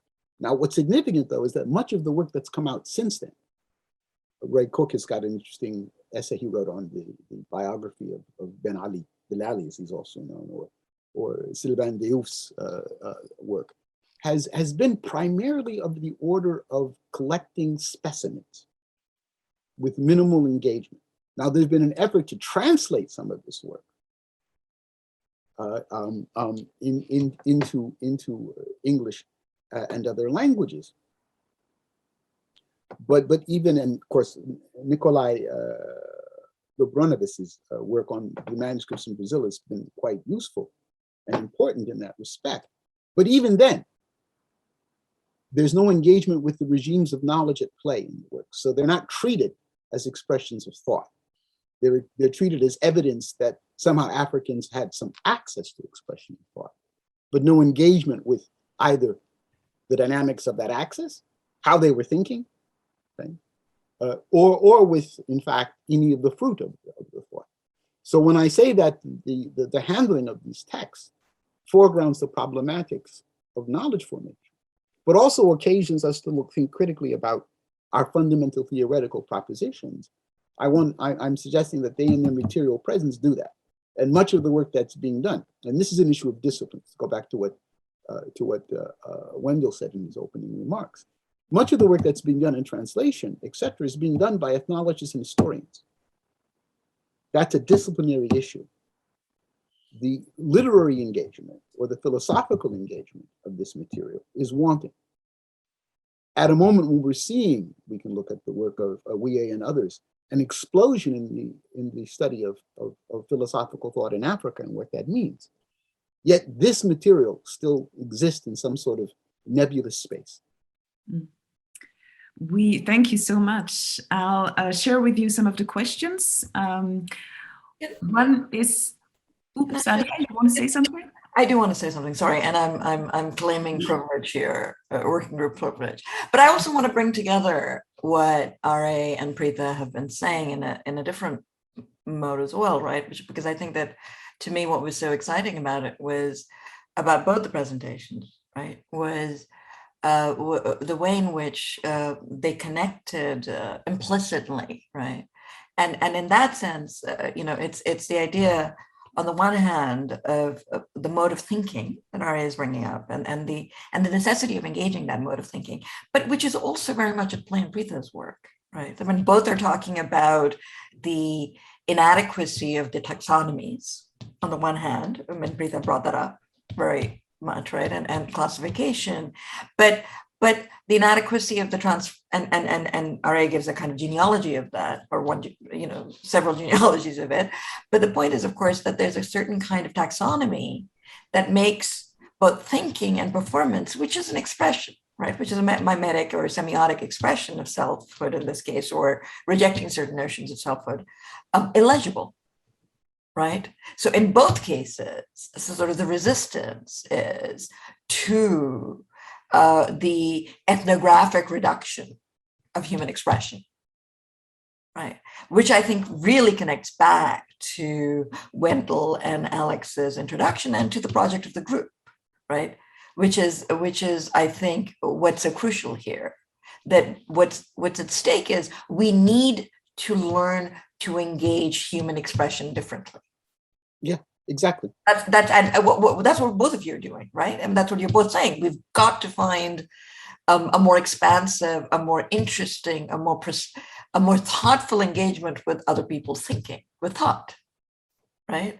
And that includes self-presentations. That includes, the thinking that goes into posing in a certain way, right? I mean, what I love about that young man is I mean, he's got attitude, right? He's playing. I mean, the ludic is a form of human expression, right? So I think that's why I jumped in at this point, because I wanted to be very explicit about the fact of the convergence of stakes in those two talks, and that completely speak to what we're trying to do here, right? So thank you both. That was terrific, and I'm going to shut up now. Thank you. That was such a beautiful connection. Yeah. And I can see how much, another way of putting it is, that we really have to start unlearning certain ways of seeing and thinking. But also, and thank you, Sadia, that's on point, but also as your presentation pointed out, and what I was trying to also elaborate, is we must begin to learn. You point out the fact that there was what I would call a technipoetique at work in the economy of photography. They knew what they were doing. There was a know-how, right? So we need to learn that language, to take it seriously and engage it. So more than just forgetting, we have to learn. We have to learn other languages. And in this context, in a fundamental way, as Fellow Nagon points out in his work on Ajami script, we have to learn other languages in their own grammatical context. He says we have to shift from a Eurocentric conceptualization of thinking and thought to non-European structures, in which those formations give us tools for reimagining humanistic study and reimagining ways of human being in the world.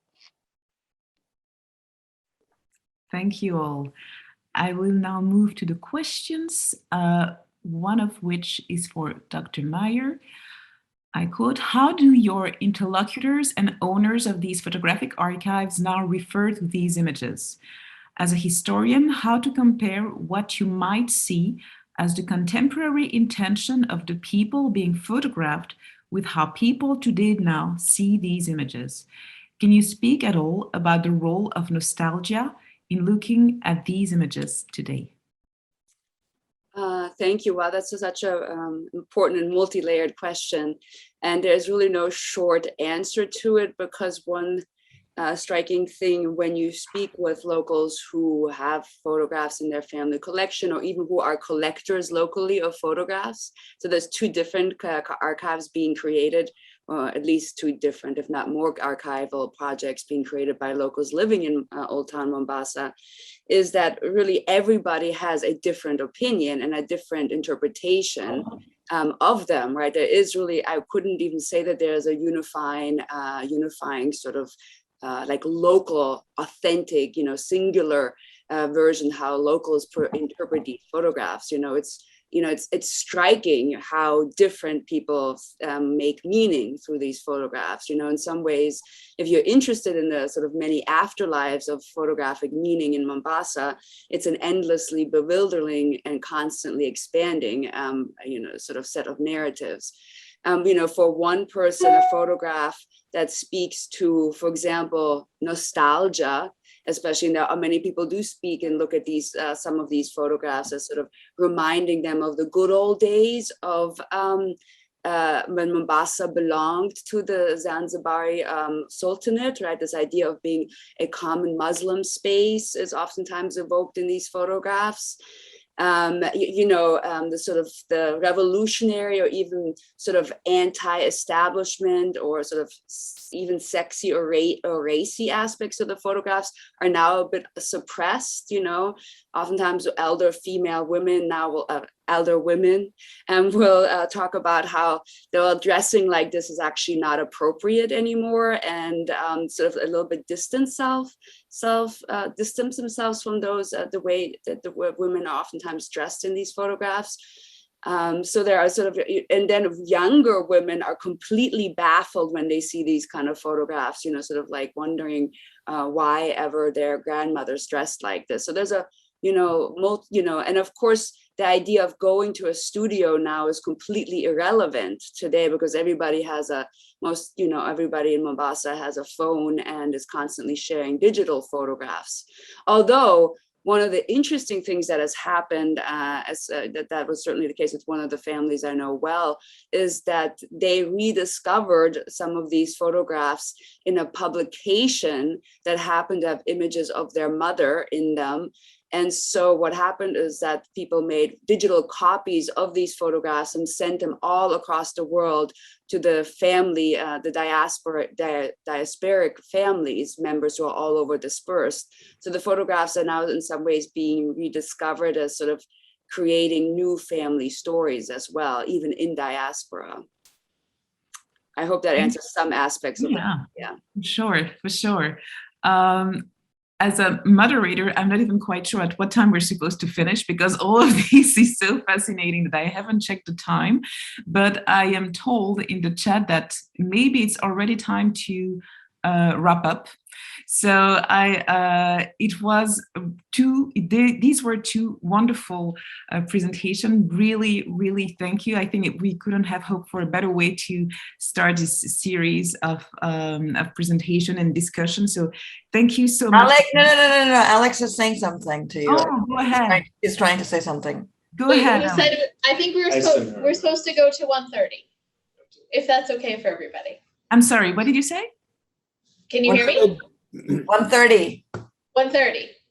So we still have time. Yes. Yeah. Yes, we do. Let's go. So wonderful. So Wendell, what are you telling me? Should we wrap up? I'm like, we're totally fine with that. I thought it was still on. Sorry, I thought it was still on. Okay, so If that's okay with everybody. Come back. I was There you actually go. doing a decent job as a moderator, and I will share with you the two additional questions if it's still okay for you. One anonymous attendee asked, what does the distinction of the enslaved literate Muslims mean for those that were illiterate? I suppose it's a question for Professor Judy. Yes, I'm not sure I completely understand the thrust of the question. What does it mean for, would you What does the distinction of enslaved literate Muslims mean for those that were illiterate?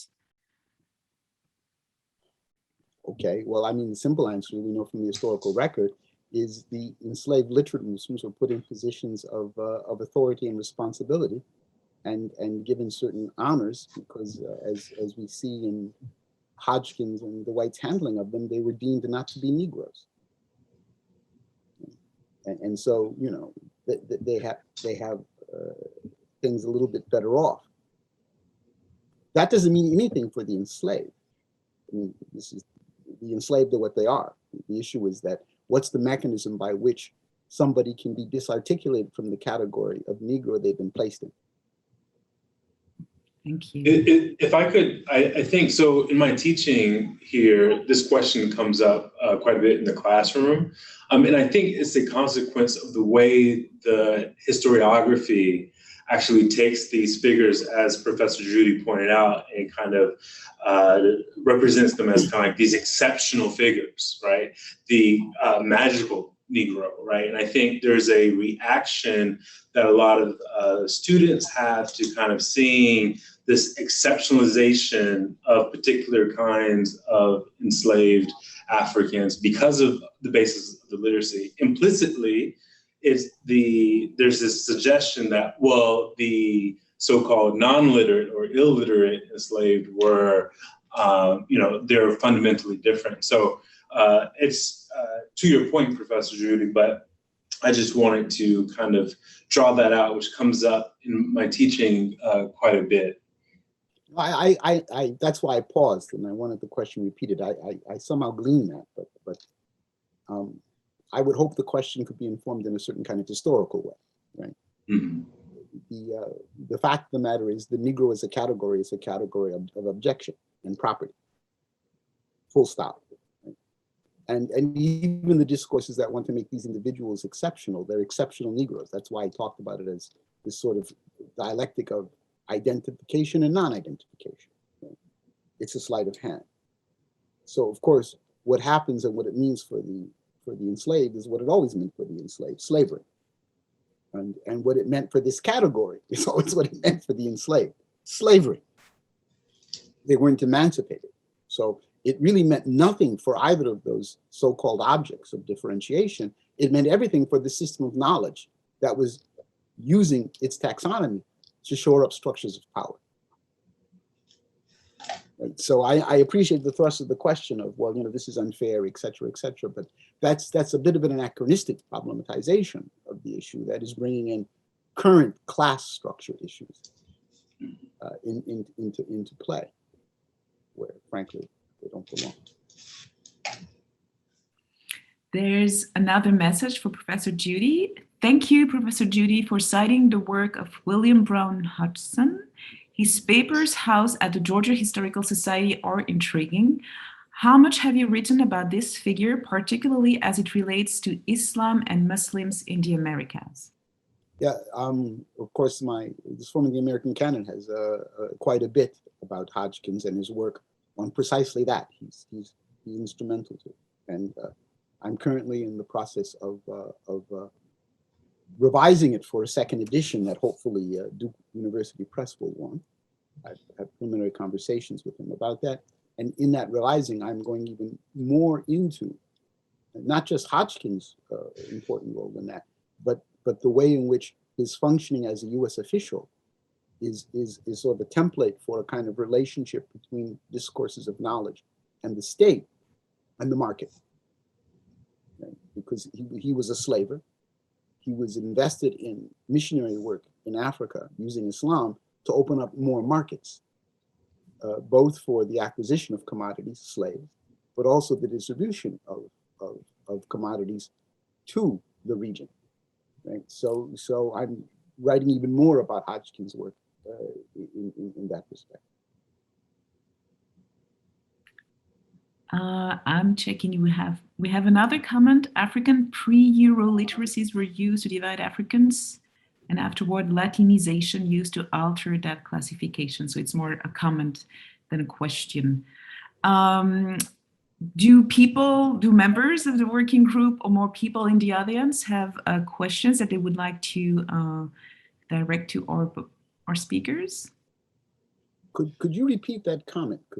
African pre-Euro literacies were used to divide Africans, and afterward Latinization used to alter that classification.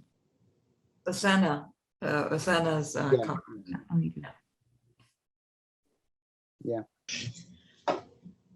I mean, I'll just, unfortunately, in this webinar format, we can't bring in our colleague to expound on the question, but what it makes me think of as very interesting is kind of this scholarship from people like Jack Goody, who talk about kind of social hierarchy and the magical religious purposes of literacies. And so literacy having a function in that it was often kind of,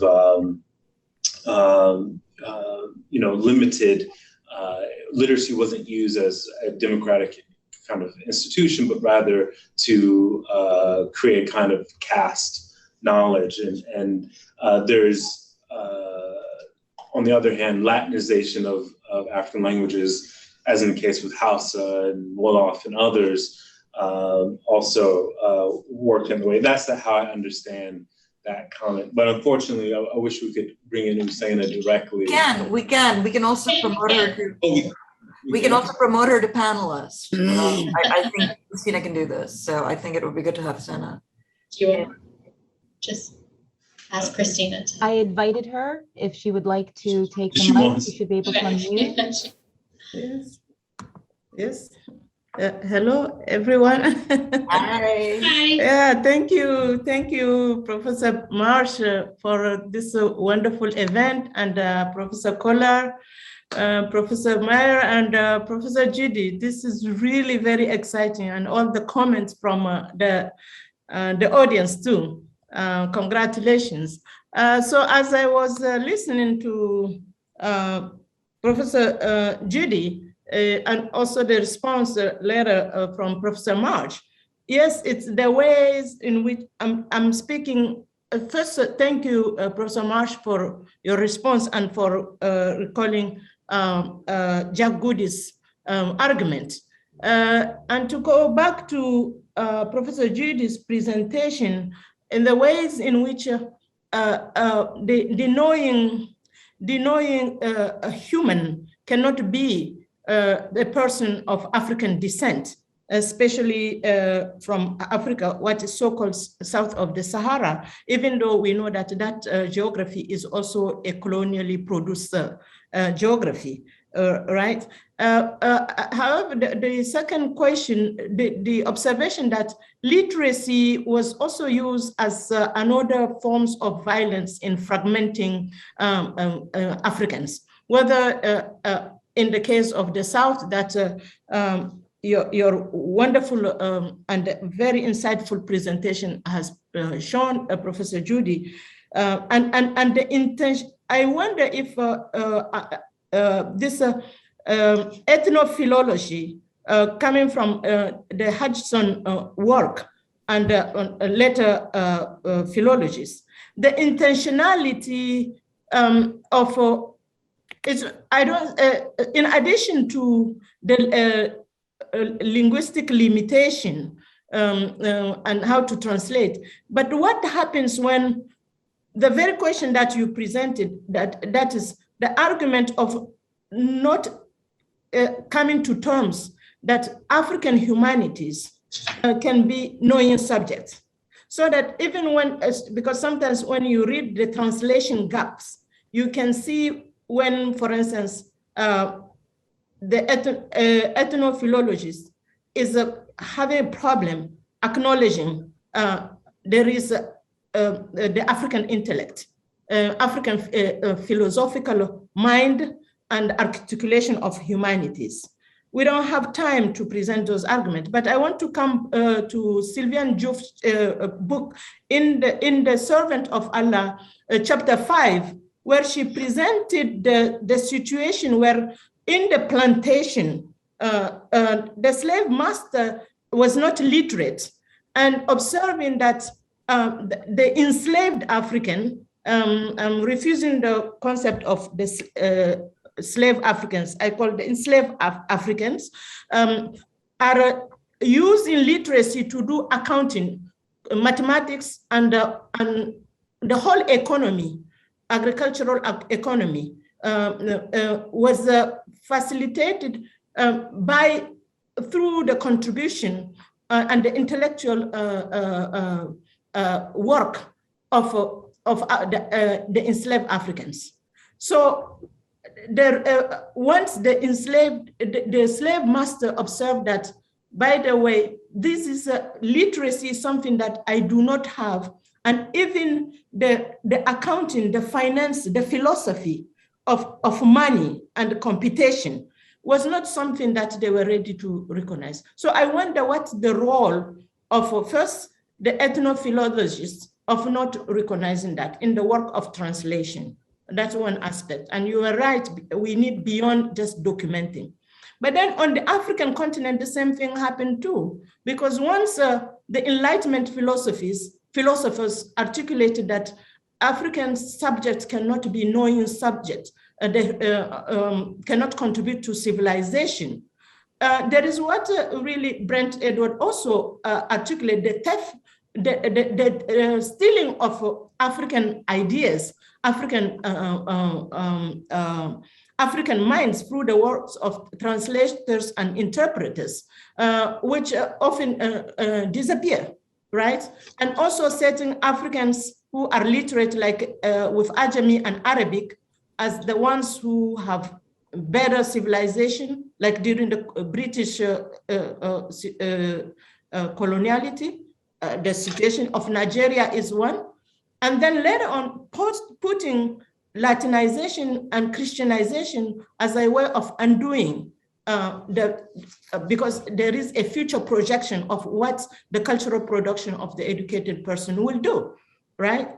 So as I'm listening to you, I'm looking at the two, it's wonderful that you have the Africa and the transatlantic and beyond, but I wonder if there's something that was presented with regard to the Africans in the Americas situation has not continued on the continent.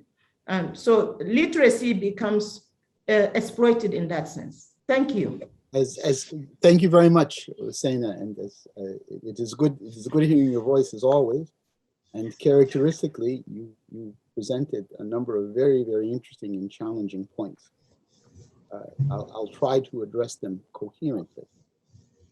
And indeed, they were at play in my presentation, and I think you've recognized.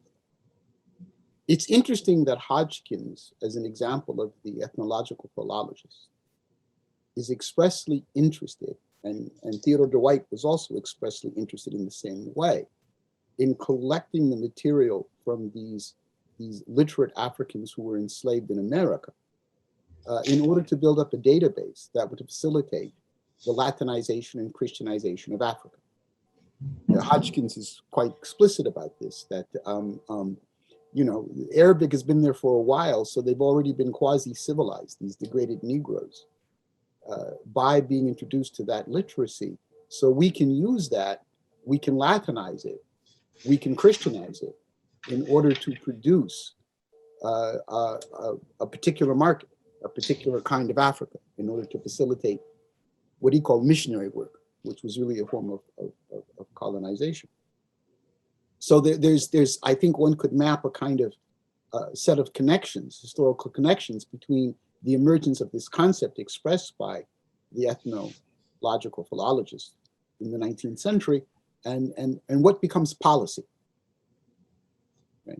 And there's still a lot of work to be done. There's some that has been done.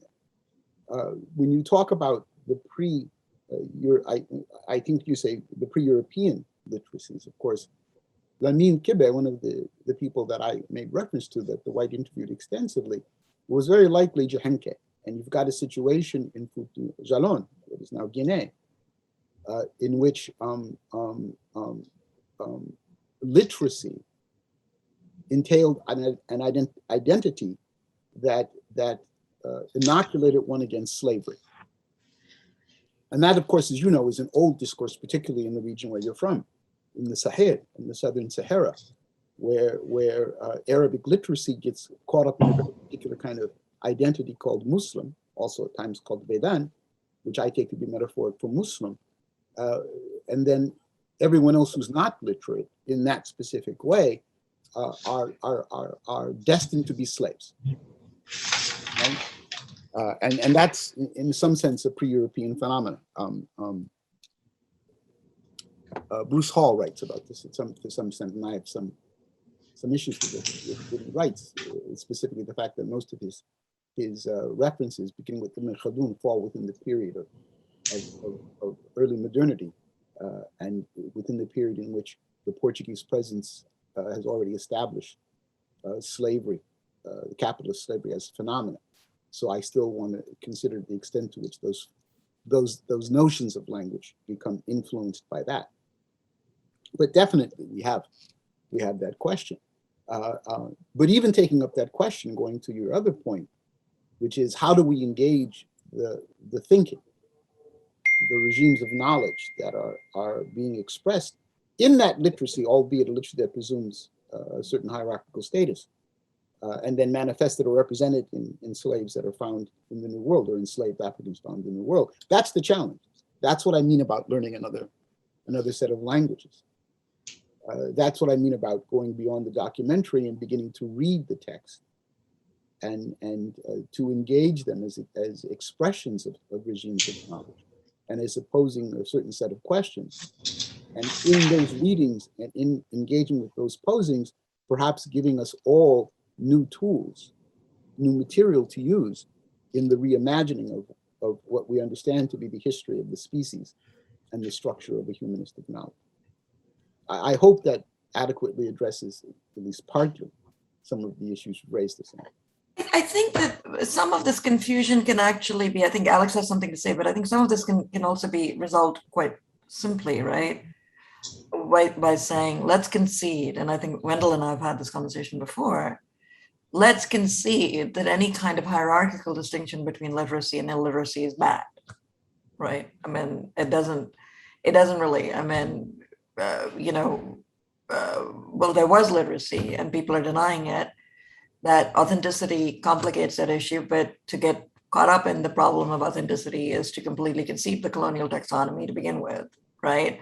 However, whether that gets played out on the continent or outside the continent, and who gives a shit about literacy anyway? I mean, so who cares, right?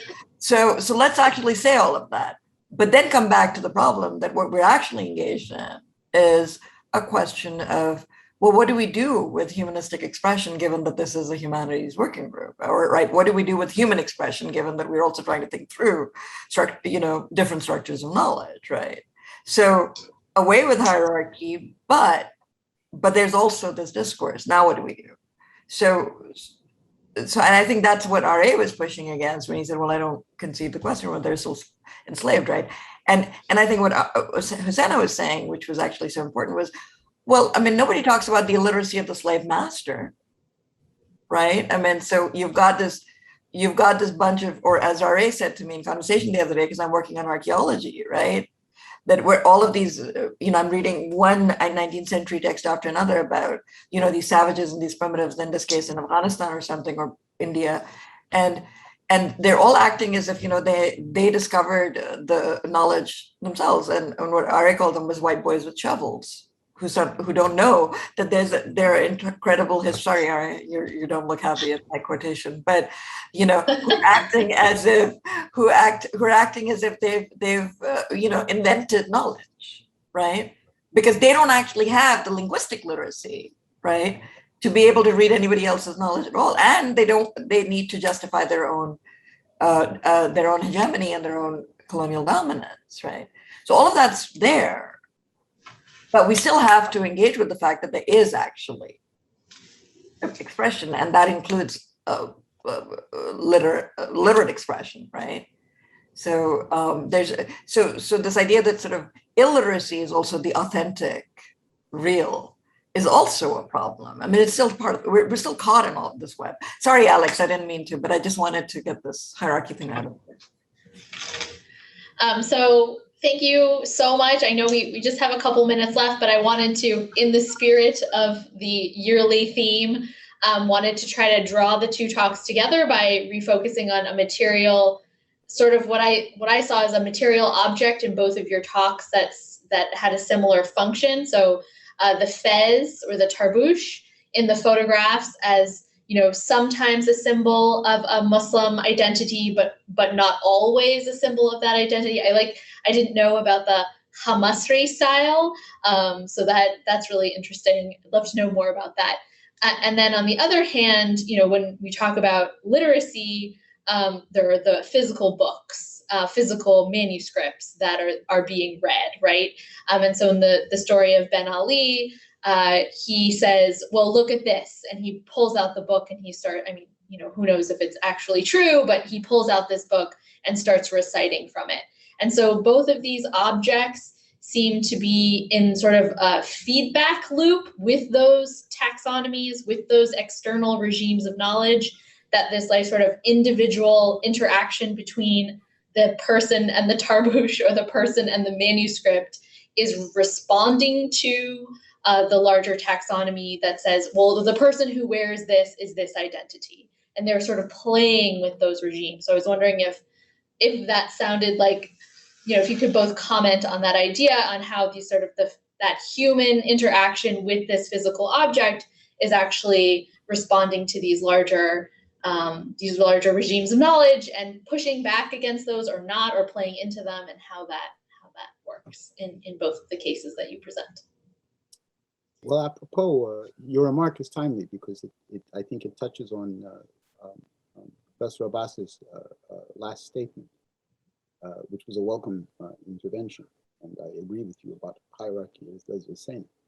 One of the points that I think is important about these manuscripts, and there's a far bigger cachet of them in Brazil and even in Trinidad, and now we're discovering them in Jamaica, is that, and this was true for the ethnological philologists, is that the materiality of the text is inescapable. And indeed, Alex, the manuscript exists. If you go to, the book is there. And if you go to just forming the American canon, I made a point. This is back in 1992, you know, when the facility of word processing was not available. It was a challenge of actually including photographs of the physical manuscript, but also reproducing the nature of its script, right? Because there are all kinds of issues about, as Negmu was pointing out in this discussion about what we now call Ajami, but we weren't calling Ajami back then. There are all kinds of issues about Khat Takruri, et cetera, about the very material nature of the characters, so that language can't be rendered or presumed to be a window, a transparent window, in which, you know, one goes to thought. But in fact, language itself is an image. And thinking with that materiality, not in spite of that materiality, is also a fundamental aspect of form and style. So the challenge becomes not to privilege any particular mode of expression, as Professor Abbas was pointing out, but arriving at some conceptualization of signification that never loses sight of the materiality. Right? And by never losing sight, I don't mean fetishizing, on the contrary.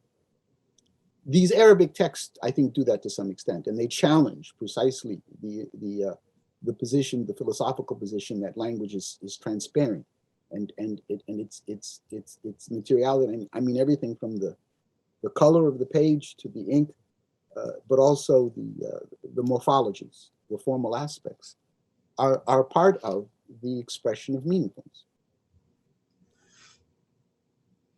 I can just, I know we're already out of time, but I will briefly address your fabulous thinking with the fez or the tarbouche.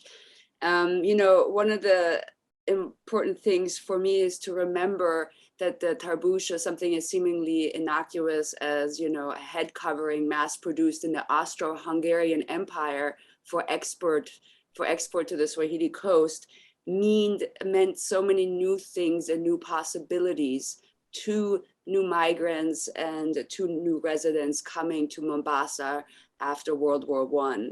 And one of the possibilities it meant was evading nativization and the regimes of ethnicization and racialization. And that was, you know, the fez allowed one to refuse sort of the authentic native category of the colonial state. And it's not by accident that once Mombasa becomes part of the Busaidi colonial state, colonizers actually do try to control what people are wearing. As soon as the colonial states gets established, then all of a sudden they're very concerned about what people who are identified as Africans are wearing in Mombasa, including the tarbouche, trousers, and they do want to actually not have them wear them anymore. Proper Africans should dress differently, right? But interestingly enough, the colonial state also instantly co-opts the fez, and I'm sure you've noticed this, that the soldiers, the quote unquote native soldiers of British and French imperial armies, right, were forced to wear the fez, right? And this also has to do with the fact that it was actually, from the perspective, it's just like leftover from the fact that it had this militaristic hangover from when it was actually used by the Ottoman Empire to turn everyone into a bureaucratic representative of, you know, homogeneous citizenship in empire. You know, so, you know, in some ways, for me, the fez is a call on art historians, you know, who sometimes over fetishize the visual, to remember that, you know, although we seemingly see the same thing over and over, that is a red felt fez, it actually means something very different, even dissonant, and even incongruous to other, you know, to other uses of the fez. So that I think speaks to also some what you were just saying, Professor Judy. Yeah. I think this is a wonderful last comment to wrap. I think we actually have to wrap up this time. This is the true wrapping up of our conversation. Thank you again so much to both our speakers for your generosity and fantastic presentations. I would just like, as I was asked, to remind everyone that our next event will take place on October 25th, and we will have the pleasure to listen to Professor Ali Khan from the University of Michigan. And the title of her presentation is Far from Mecca, African Muslim Literacy and Enslavement in the Colonial Caribbean. Thank you so much to everyone. Thank you to the audience for joining us. Thank you. Thank you so much. Thank This you. is This was exactly great. what we were Thank hoping you for, so but much. actually, Thank you. yes, thank you. Thank you. Hope to meet some of you sometime in the flesh. Yes. Yeah, Indeed. that would be very nice. We should make it happen.